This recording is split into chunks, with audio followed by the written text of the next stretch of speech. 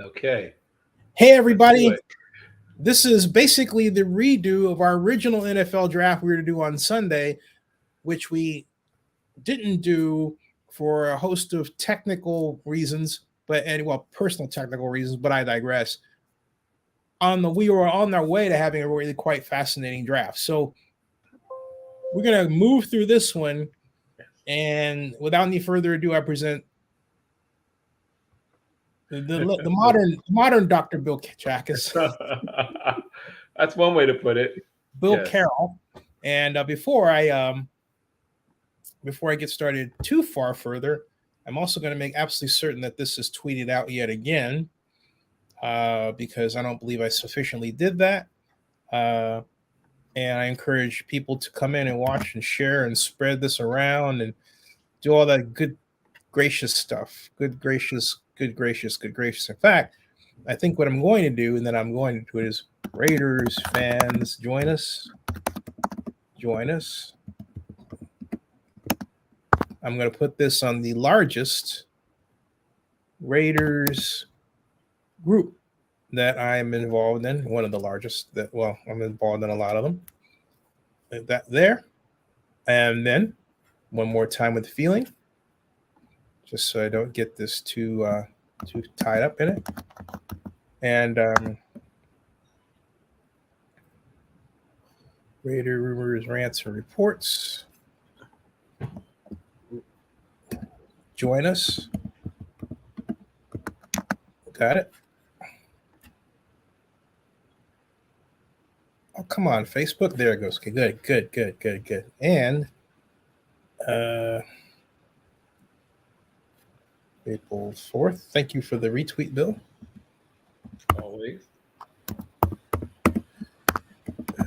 Draft 5 stream.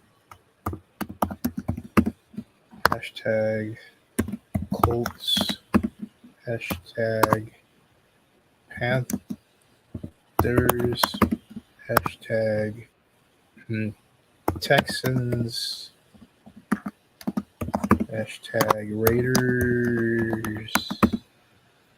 All right. Got it. That is out. Okay. Now I'm going to get rid of it. I'm going to put that over there. Do that. All right. And we're ready. Okay, cool. All right, folks. We are totally ready, folks. I used the first 2 or 3 minutes to push things out on social media, but now down to serious business. Welcome, people, when you come in. You can see Bill is doing his shoulders like he's ready, like a boxer. Bill. I am very ready, yes. Dr. Bill, the Carolina Panthers are on the clock.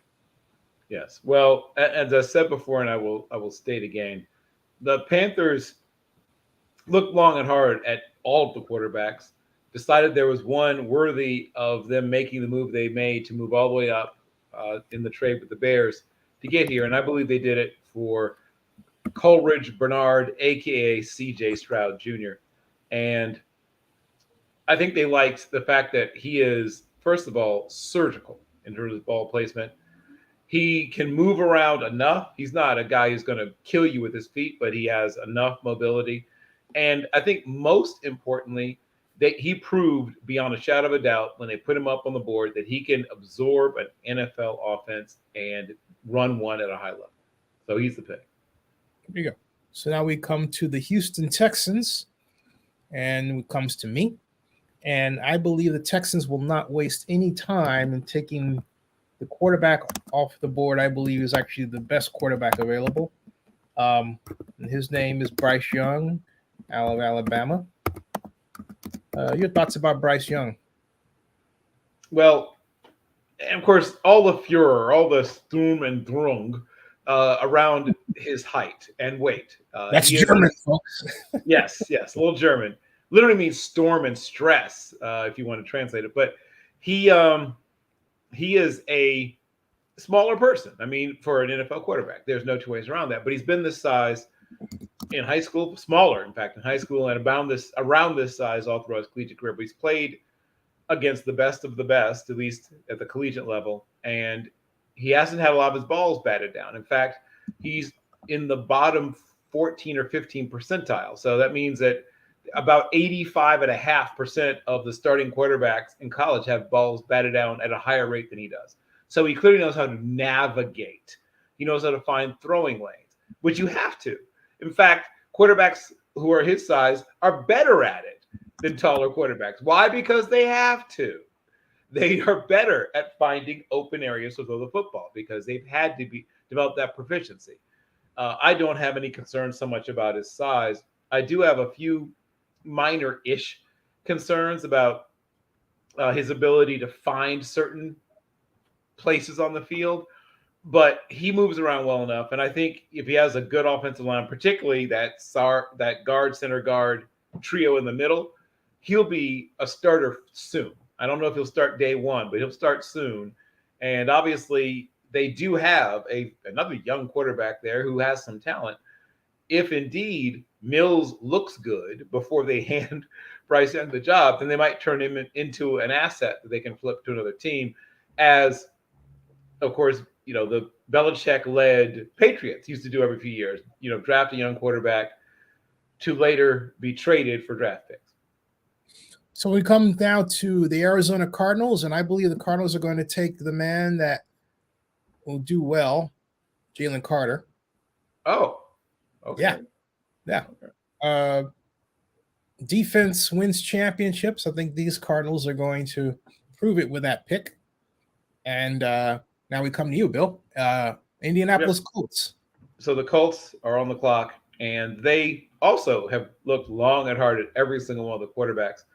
And I believe that they are willing to take the long view. And by that, I mean, when you go after a quarterback who has a very small number of starts, in this case, I think 13, which is a frighteningly low number of starts. When you look at Anthony Richardson, there's a lot of things to like about him, but he is what we call a growth stock, right? You're not going to get any immediate dividends from buying this stock. This is a stock you're going to buy and hold. You're not going to flip this stock. So he needs to slow down, right? And once again, he admitted himself when he talked about his mechanical issues at the combine. He said, I try to go too fast. I get a little frazzled.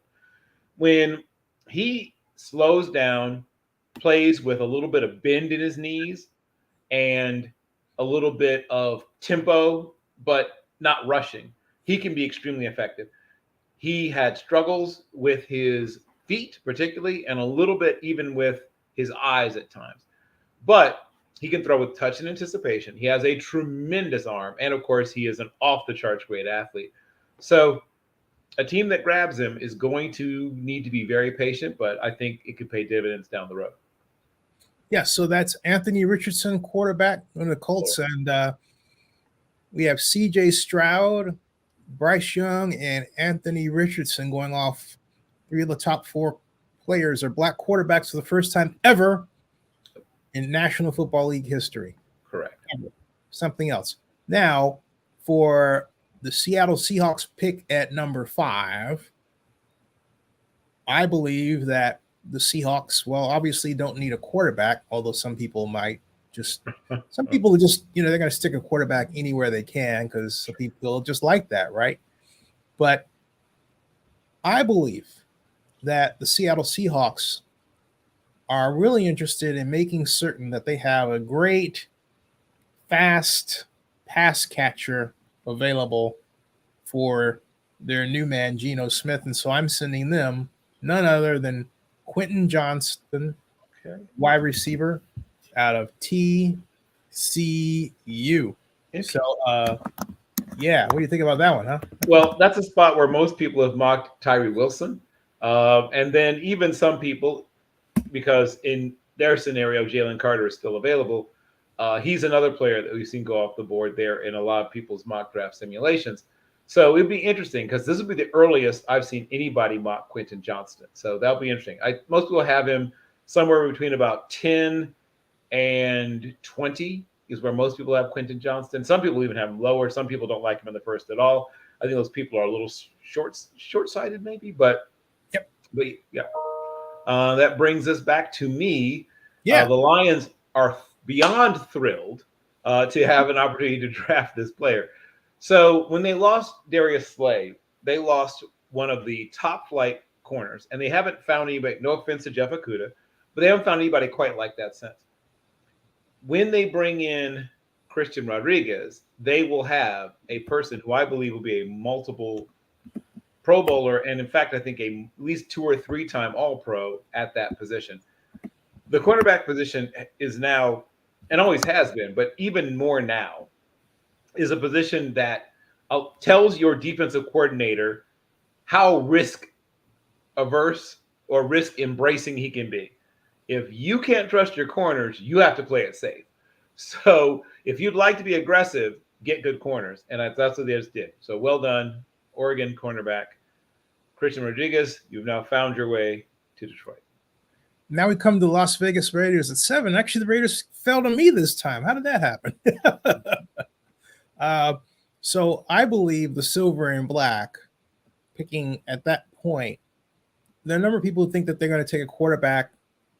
I think the Raiders have a number of needs. They can get a good quarterback further down later if they want. Okay. But they also, the Raiders really could use some more help on defense. And I believe that one of the people who can really make a terrific difference for them is none other than the Iowa linebacker, Jack Campbell. I know he's taken high at that position, but I can't see this is an athletic need pick. This is somebody the Raiders need to really set their defense, which was really torn asunder last year. A lot of that scheme related, but I believe they really need somebody who is a smart, and that's why I regard him as a smart enforcer in the middle. Although he's flexible.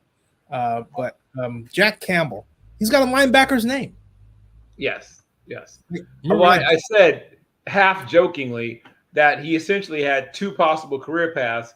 One is a frontier lawman of the late 1880s, but unfortunately he missed the boat on that one. So the one that's left for him is NFL linebacker. There you go. Yeah. So he in the perfect city, because Las Vegas is not far from what? Dodge City, Nevada, right? Well, Dodge City's not in Nevada, but there was a city in Nevada that was quite lawless during the Silver Rush, which isn't quite as famous as the Gold Rush, but actually made more millionaires. Millionaires by today's standards. I guess they were 100,000-aires than the Gold Rush did. The Gold Rush, despite the hype, because people get more excited about gold. Okay, wait, this is not supposed to be a history lesson. Sorry. Later, we'll talk about American history and the gold versus silver rush. But yes, he's a great player. I think most people see him going in the 20s to maybe even towards the end of the first. But if he goes this early, it'll be a wow moment. I'll put it that way. Now, did you say there was no Dodge City, Nevada? I didn't say there's no Dodge City, Nevada. The Dodge City, the famous Dodge City, is in Kansas, the one that was along the Abilene Trail. Oh, because there's actually a Dodge City, Nevada. Oh, there's one in Iowa too. There's multiple Dodge cities, but the one that you've seen in Western movies is the one that's in Kansas. I didn't know that. So I was thinking that the one that I saw in Western movies was Nevada. I didn't realize it was Kansas. So I guess there are several. Yeah, there's several. I don't know how we got here, but there are several Dodge cities. But the one started it.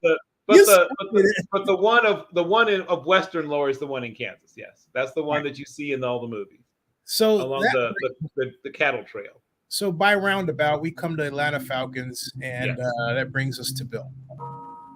So another team that could use solidifying forces on defense and people who will change the arc of their defensive development.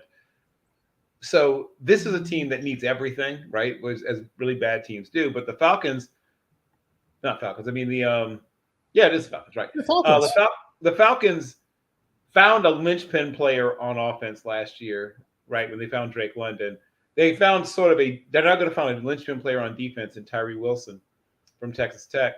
who can play, as I say, sort of play the piano. He can play up and down the line on defense, probably every position except like a nose, like 0 to 2. He can't do that, but 3, 4, 5, all the way out to 9, he can do all that. So he's going to help them in a bunch of ways. So again, repeat the name. Tyree, Tyree Wilson, Wilson, Texas Tech, Red Raiders, Falcons. And he doesn't have to change the color of his gear, right? Still red and black. Still red, yeah, that's right. So Falcons have Tyree Wilson. Missed out on Mr. Carter. They didn't trade up the game. And that brings us to I'm right here in NFL draft now.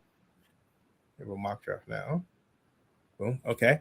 And that brings us to the Chicago Bears from Carolina, and that brings all roads lead back to Mr. Abraham.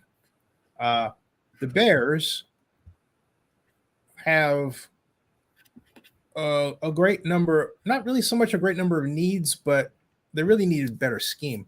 But at number 9, you can't draft the scheme, unfortunately. Yeah, you tell me about it. At number 9, I think the Bears really would benefit from a quality offensive lineman.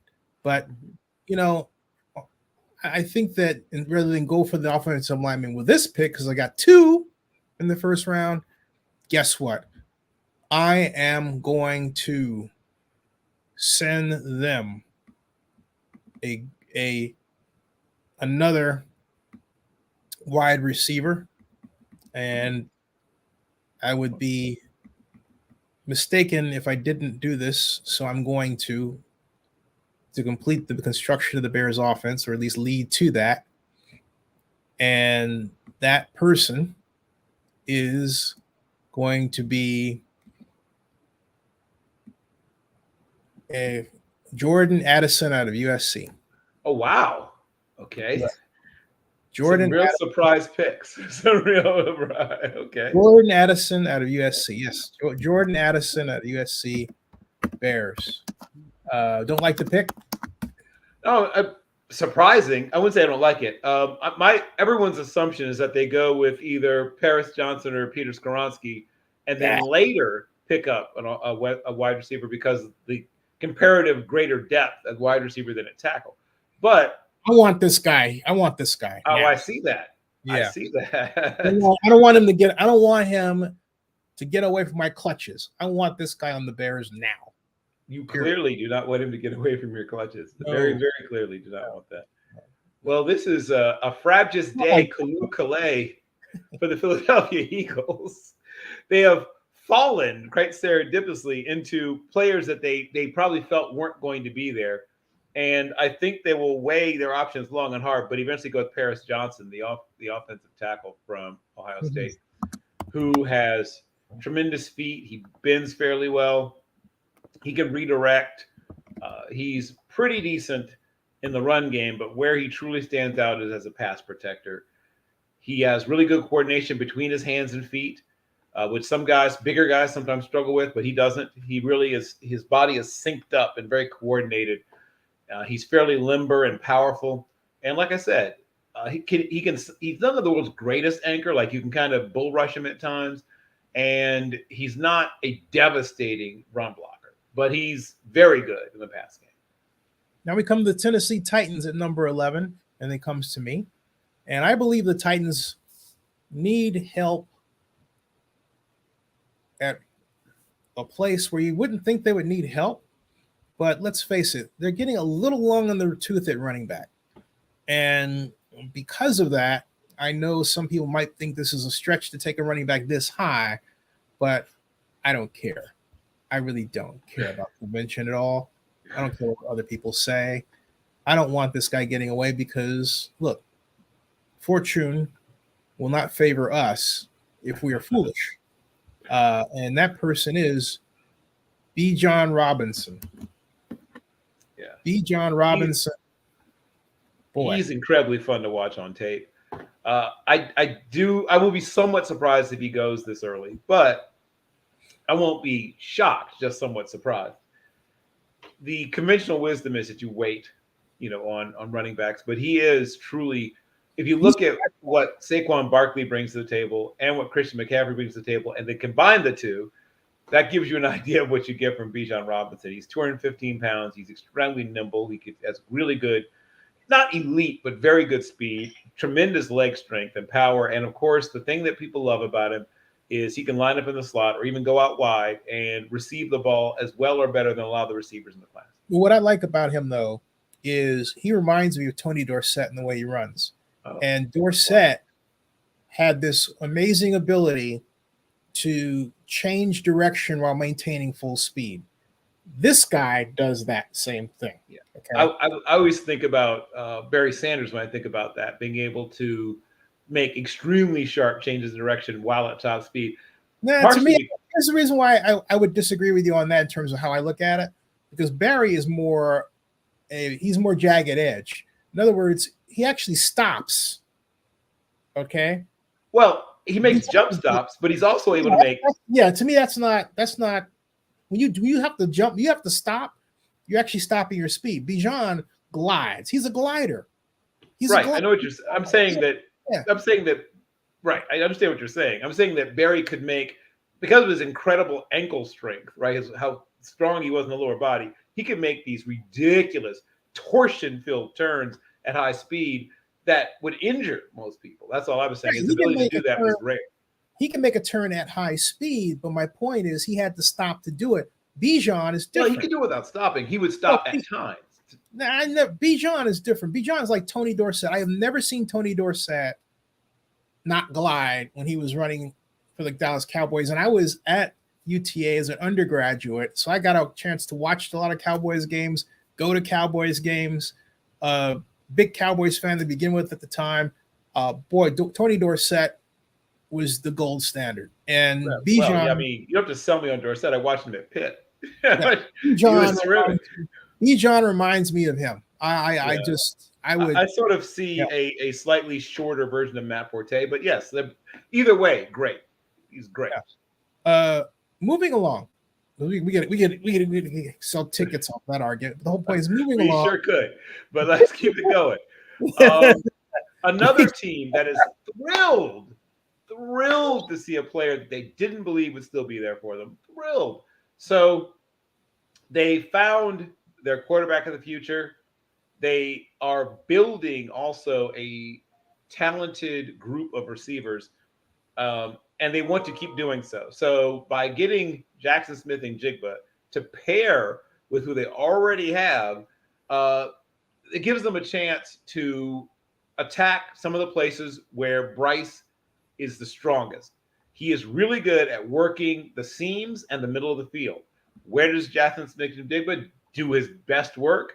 The seams, the middle of the field. While he has played outside, he is utterly almost unstoppable in the slot. They will upgrade that position beyond. I mean, upgrading is almost too weak a term. They go from struggling at that position to being elite at the slot. So you're skipping over Josh Downs? Yeah. I mean, I personally prefer Josh Downs, but a better fit for the Texans is Jackson Smith and Jigba. Interesting. Okay. For the Texans. So that would be a great pairing with their new quarterback. Yep. That's the idea. There we go. Yeah. Jackson Smith and Jigba. What is his name? Is it Nigerian? Yes. Yes. So we have New York Jets on the clock next, and that leads to me. Now, what do you get for the team that is expecting to bring Aaron Rodgers into the fold? Answer? A tight end. Okay. Because the Jets they're pretty settled at wide receiver, I think. But a top flight, fast tight end coming out of the first round of the draft, I think would really round out their receiving core and give the opponents one more problem to worry about. And so for that reason, I'm going to draft for the Jets the outstanding Dalton Kincaid out of Utah. There we go. Jets. I know Jets fans are not going to like this pick at that, but I love it. That's why I did it. What do you think about Kincaid?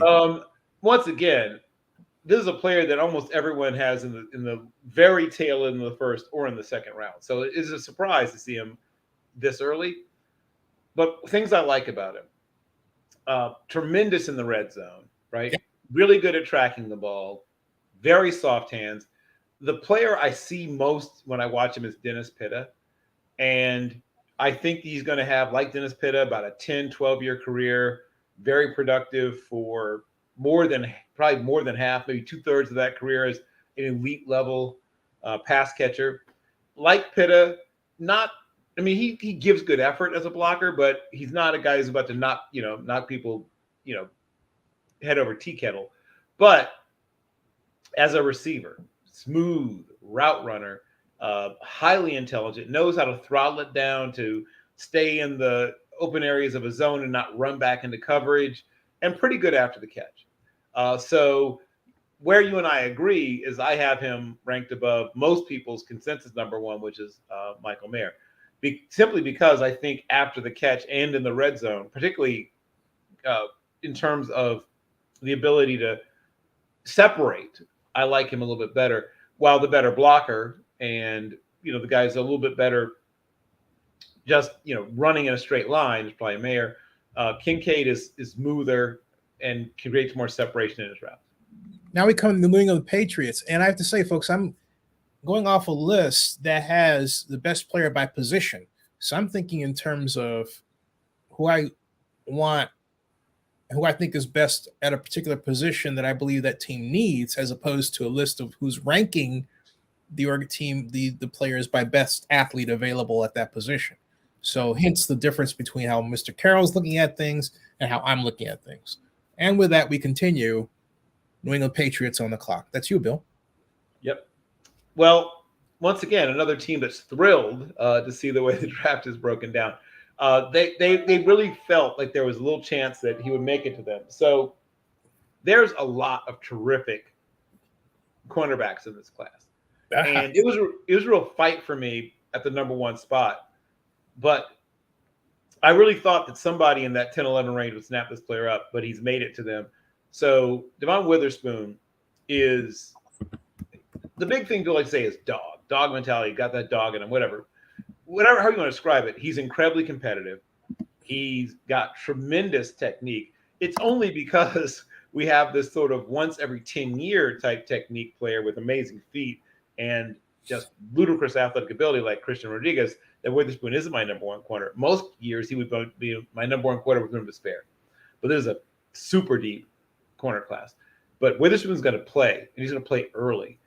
He has been very well coached. Lovie Smith put together a tremendous secondary.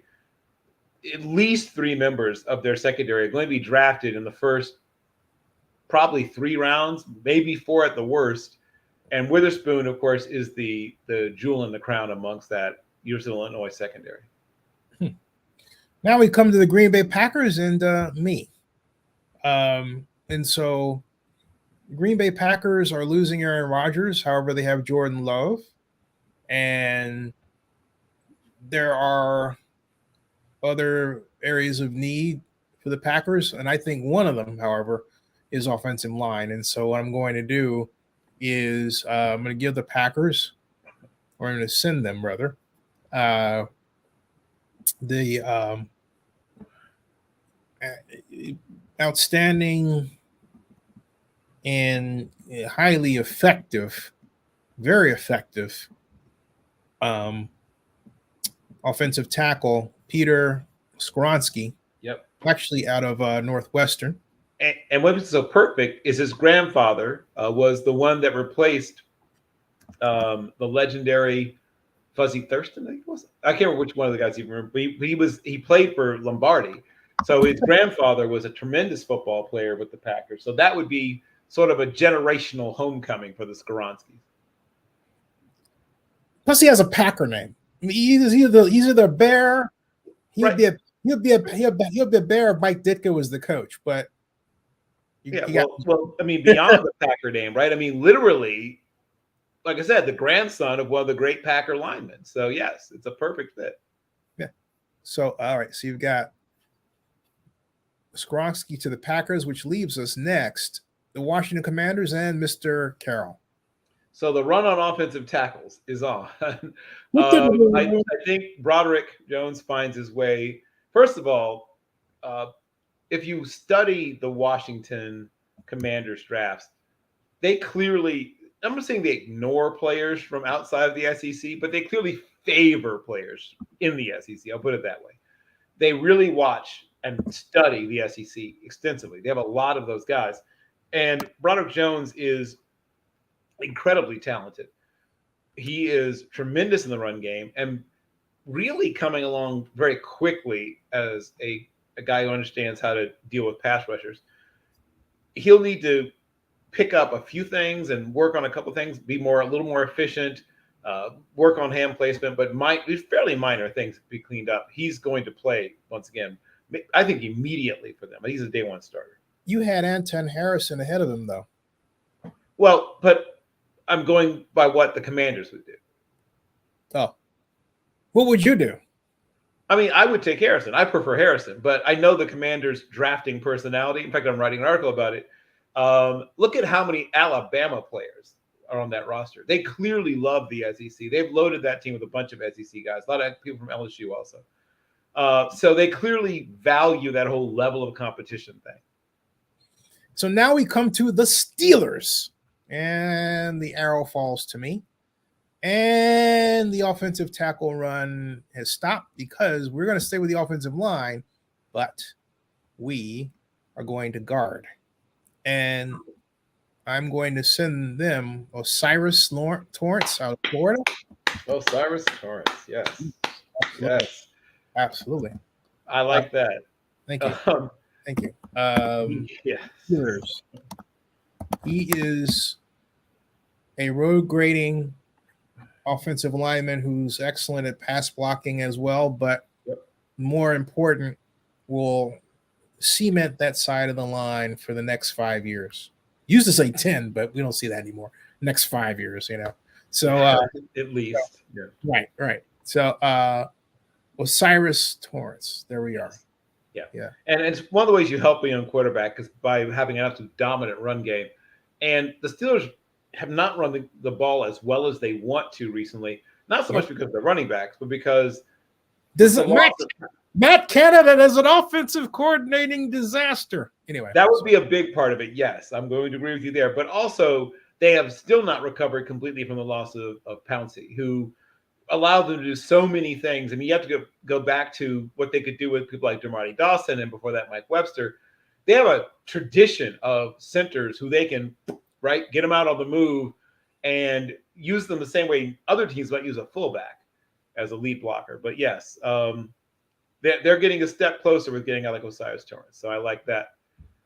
So now the Lions are back on the clock. This is an exciting time to be a Lion, which you haven't always been able to say. That hasn't always been something you've been able to say about the Lions. And how why am I not excited about the Lions? Well, you should be. They're about to, first of all, with Aaron Charles, if indeed Aaron Charles Rodgers moves to other climes, now there's an opening, right? No longer do you have to assume that Green Bay is going to win. The Vikings also are getting close to the end of this talent cycle, right? They're about to have to flip their roster over in another year or two. They've already moved on from a couple of their veterans. So the future is almost now for the Lions. I'll put it that way. The Lions have a young roster. They have Brad Holmes, who drafts very well. The Lions are coming, my friend. That sound you hear is the Lions coming. And to help this, all you hear is me playing a violin while you talk. Well, to help the process of the Lions coming, they moved on from TJ Hawkinson, and some people sort of raised an eyebrow at that, and it even moved him within the division, no less, to Minnesota. But I guess they did that knowing that somehow Michael Mayer was going to fall to them. So the tight end from Notre Dame, doesn't have to move too far away. It's not. South Bend is probably about a 3.5, maybe 4 hour drive. Mm-hmm. Yeah, maybe more, a little bit more. Not much more. Maybe 5. Mm-hmm. So we will go down and we will get that tight end from Notre Dame. And that tight end from Notre Dame is Michael Mayer. Yep. Who, every time I hear that name, I keep thinking of Michael Myers. Yes. I think a lot of people do. Call him Halloween. Yes. Michael Mayer. Or from Garth and Wayne and Garth, whichever. Yes. I am not sold on the Lions because I believe that their psychological structure is that of a team that gets good when it's behind late in the season, and so becomes a tease. But trust me, the first 6 games, the Lions will not win more than they lose. Okay, they will not. So they could still be 3-3 then, if is what you're saying. Yeah. Okay. Yeah. I mean, I would accept that. And if they get hot down the stretch, they could end up winning 10 games. No, I would be not surprised if they hit 8 to 9. I would be very surprised if they hit 10. Okay. I would be even more surprised if it went beyond that.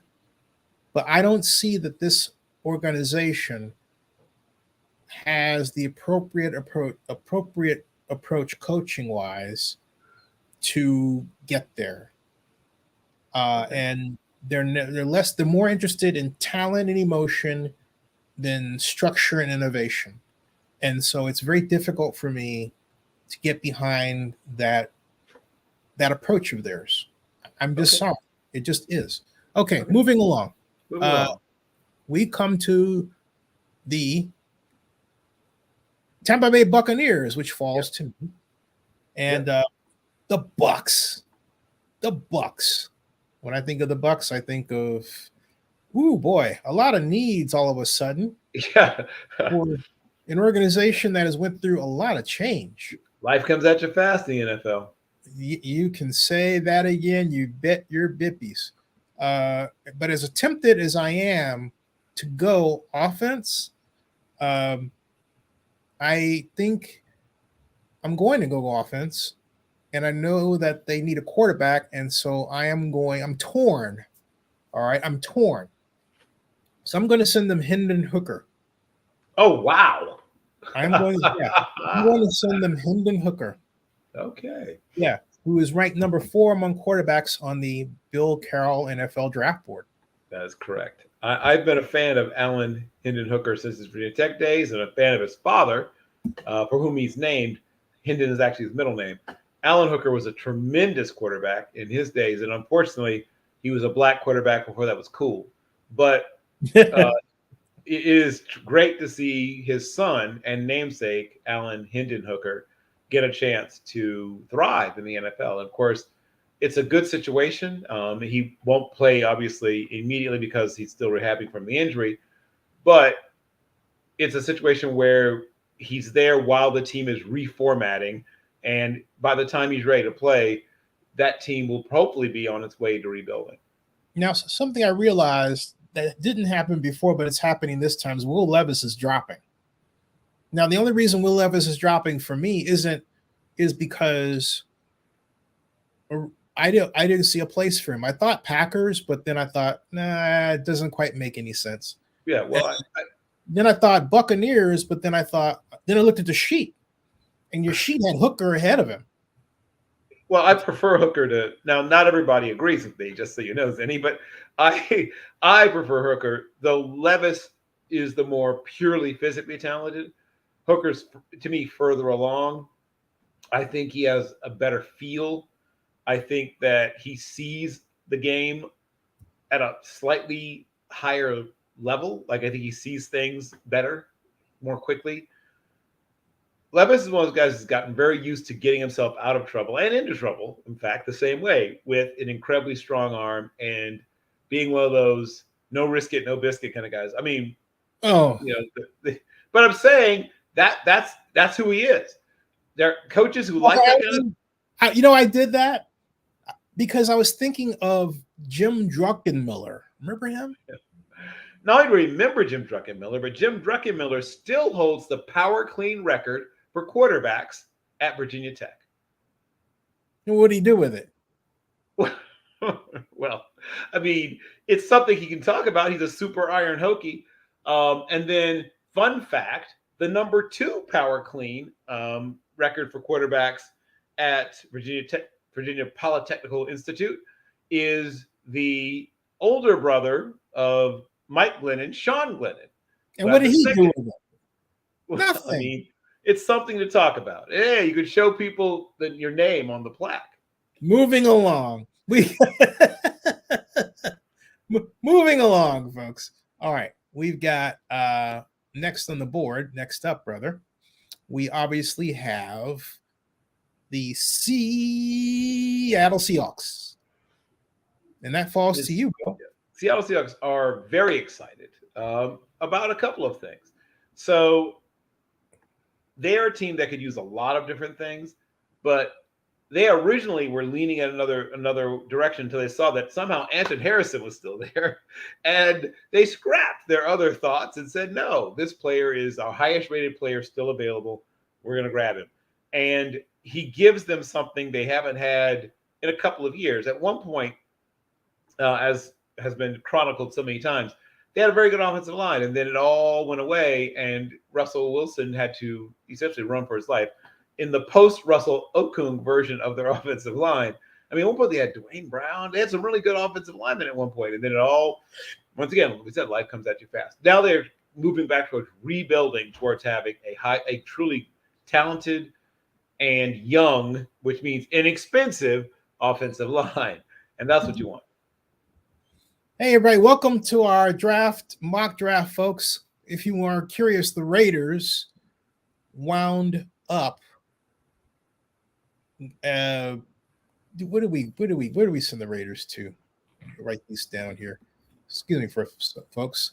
The Raiders went to Jack Campbell, Iowa linebacker, to the Raiders, which is where I thought Levis would end up, but you went with Campbell. Yes. So the Raiders got a linebacker, folks. All right, now we are at the Los Angeles Chargers. I can't help it. Call them San Diego Chargers. But anyway, whatever. All right. Here's the deal. Keenan Allen is history. And unfortunately, go Bears. But there's a wide receiver out there who will make them celebrate what Keenan Allen did. But at the same time, enjoy what he's going to do. And that man is Zay Flowers. That's nice. That's a yes. Well, I think so. Very different kind of player of Keenan Allen. But here's what I will say. He's the best short jump ball receiver I have seen in a while. He is terrific at contested catches, which you don't expect from a guy who's like 5'10" and a quarter and 172 pounds. But he is. He's very good at it. He's surprisingly strong. He's explosive. He's good after the catch. But the thing, like I said, that stood out to me game after game as I watched is how many times he would, despite his size, go up for balls with guys who are 6'1", 6'2", and he come down with it, and they come down frustrated. So that's a good player. So there we go, folks. Now we are past the Chargers. We're at the Baltimore Ravens, and circle gets the square to Bill. Bill? Circle gets the square, right.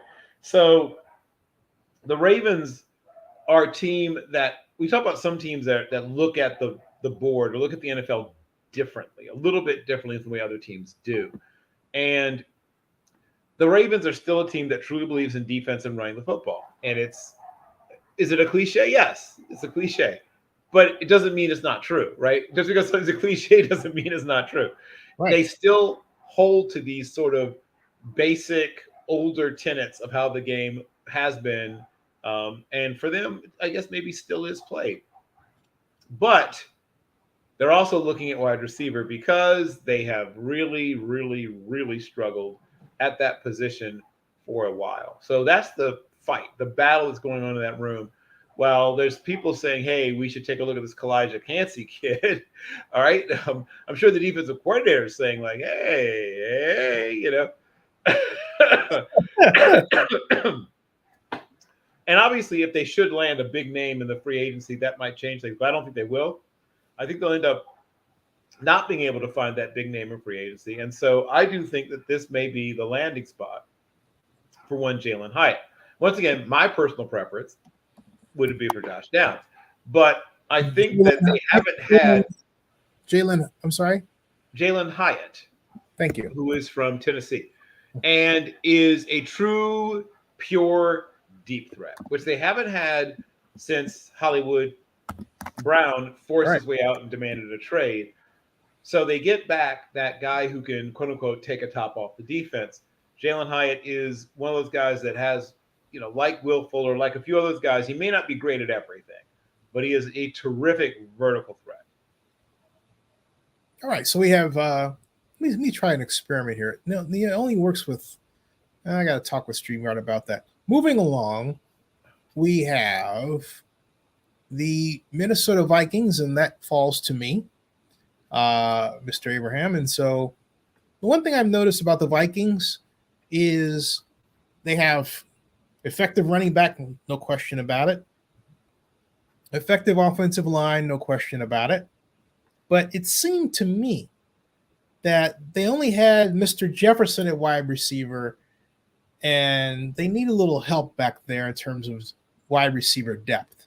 So I am going to do them a favor, and I'm going to help them out in that area, and I'm going to send them Cedric Tillman out of Tennessee. Wow. So when Cedric Tillman got hurt, people went from seeing him as probably a almost, no doubt, you know, first or second rounder to some people talking about him in the third.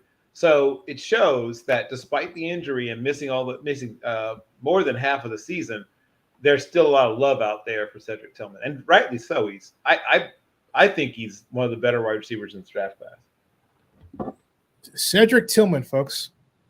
Now we've got Cedric Tillman, and we've got the Vikings needs met for now. We have the Jacksonville Jaguars, and that comes to Mr. Carroll. Yes. So Jacksonville is also very excited to see the way that things have fallen for them. The Jacksonville Jaguars are a dynamic offense, as you saw, and on their way to being something maybe a little special. But speaking of things that are a little bit special, they have some talented young pass rushers. But what would help to free them up, unlock them, as they like to say nowadays, is having that disruptor in the interior. And grabbing a guy like Kalijah Cansey means that you're forcing the other team. Is he Aaron Donald? No, because nobody is.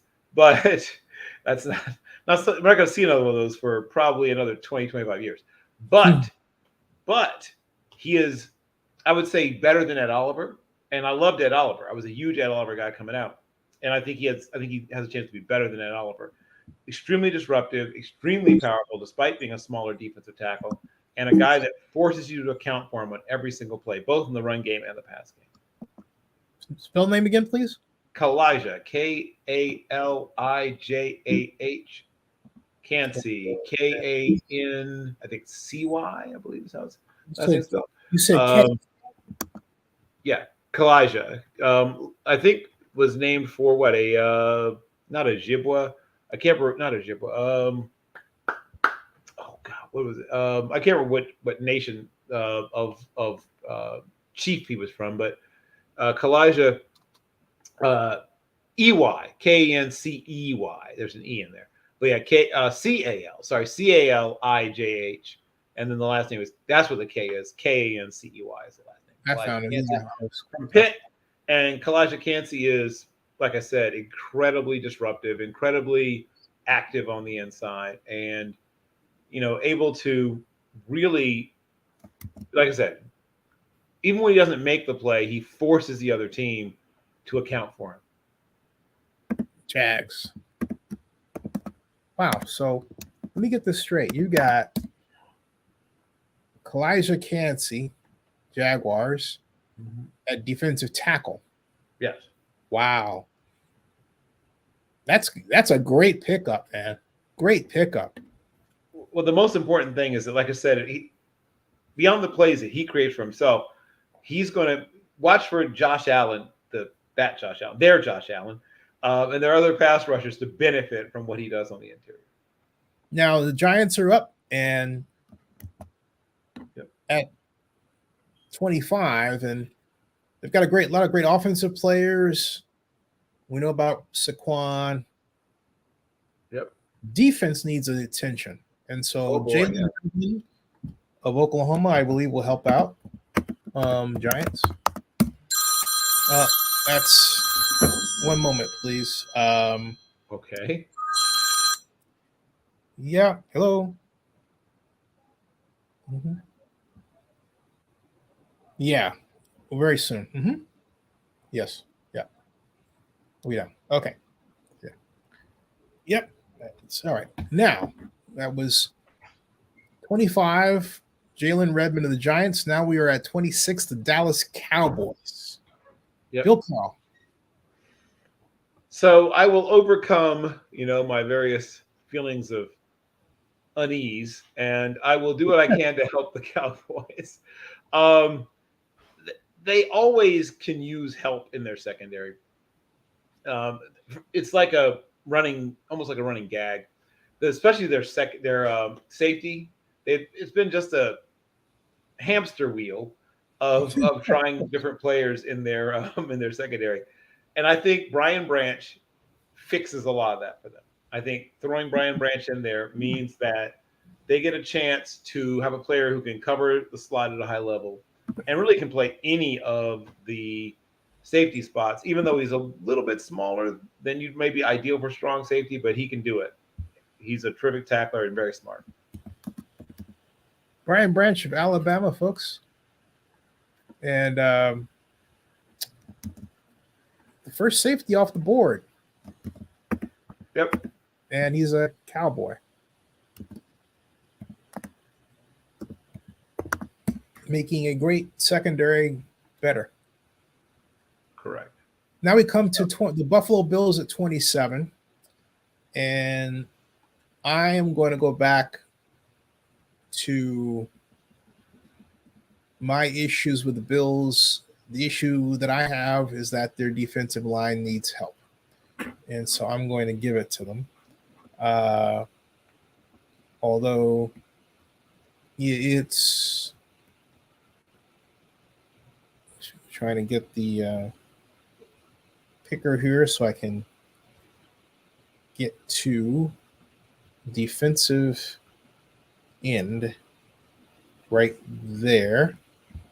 Yeah. And so, whoops, wait a minute. Went right by there. Thank you. Will Anderson Jr. of Alabama. Boom. We know this is the first defensive end to come off the board. Yeah, what? No, Tyree Wilson was the first. Oh, Tyree second. I'm sorry. Yeah, right. Second.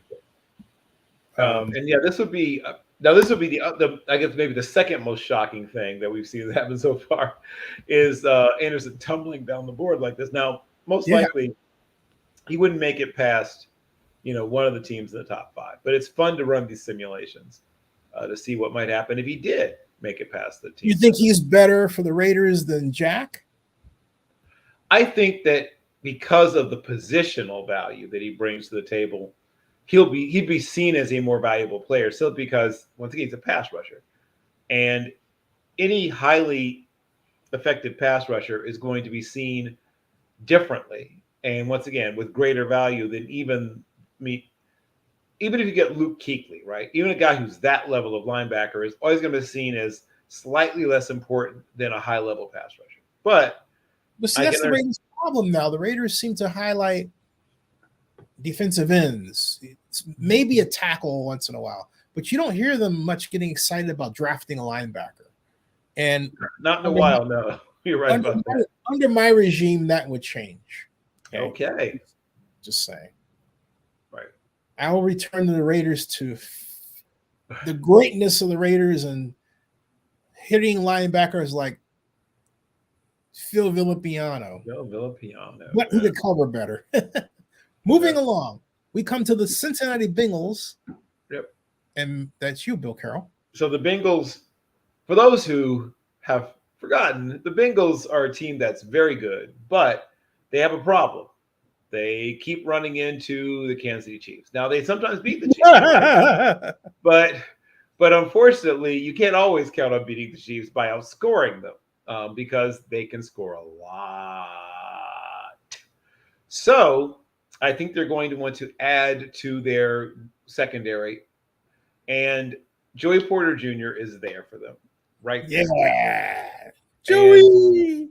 By putting him out there, he's a guy that has enough length and football intelligence, things like that, that he can give trouble to a lot of different kinds of receivers, and he's going to see a lot of different kinds of receivers. Because in the division, you've got some really good receivers. And then once you, like I said, you continue to make your way into the playoffs, you see all the receivers because, there's so many good receivers in the league right now. But, Pittsburgh has good young receivers. And, even in practice, right? You talk about iron sharpening iron. When he's going to go up against some of the best young receivers in the game when he goes into every practice, that should help him to get better faster. But, yeah, he's a good fit there. Now we come to the New Orleans Saints. And while there are those who may be tempted to try to strengthen their offense, I think the Saints need help on the defensive line. And so, because they've had some people leave out. And so I'm sending them Miles Murphy from Clemson. Okay. Got it. He's one of those guys who's not, I don't think he's going to be like a off the charts amazing 13, 14, 15, like Von Miller type numbers. But I could definitely see him being a guy that's between 6.5 and 8 sacks per year consistently. And he's also very good against the run. That's a solid pick. That's what you want. Right. That's what you want. And the run on defensive lineman from Clemson continues because I think right after that, the Eagles, who of course are just sitting there, just, waiting for things to fall into their laps. They have one more year of Fletcher Cox. Right before he either has to move through the free agency because they brought him back for 1 more year, or he retires, whichever happens first.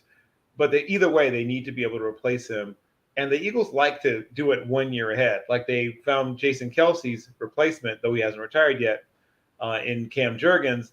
They're doing the same thing now with Fletcher Cox. So he gets a year to learn and study and grow under Fletcher Cox before he actually has to be a full-time starter. All right. So again, the name, please. Brian, and he spells his particular version of Brian Bryan, right? Yeah, he's a Y Brian. And then Bresee,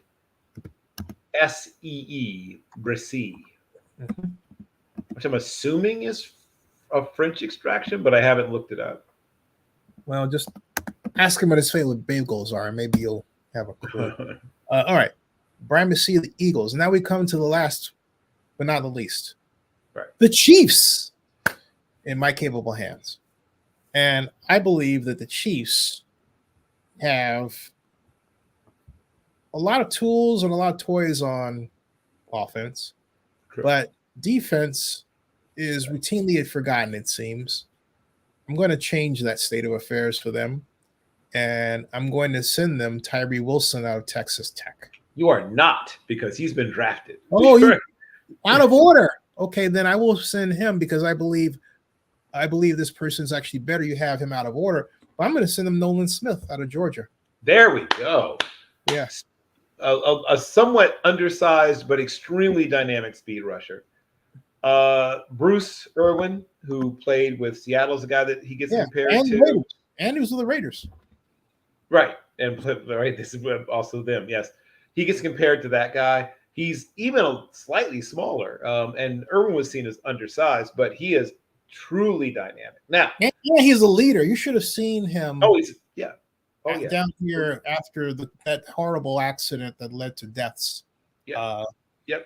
True leader. Yep. He's a terrific young man and a terrific student, if you care about that kind of thing. Really took care of his business in the classroom as well.